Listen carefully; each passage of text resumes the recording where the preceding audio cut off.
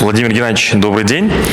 Завтра нас ждет Кыргыз-Алтын, который проводит достаточно неплохой сезон. При этом команда сохранила свой тренерский штаб, многих игроков с прошлого сезона. Какой в целом игровой стиль у этой команды? Добрый день. На мой взгляд, изменили они немножечко свою игру, но в плане, если прошлый год мы вспомним, наверное, это становление тренера было.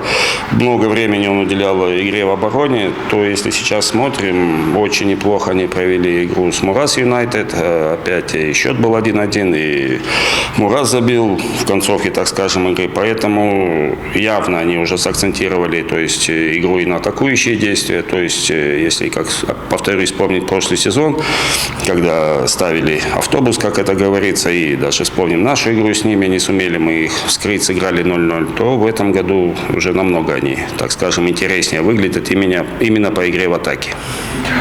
Завтрашний матч является особенным, потому что он станет юбилейным 50-м между двумя играми, а также может стать 100-м официальным за Дордою для Суи Мамуралиева. Сможем ли мы увидеть его завтра на поле? Окончательное решение по составу мы, разумеется, примем завтра. Определенные есть мысли по этому поводу. Давайте дождемся завтрашнего дня. Спасибо.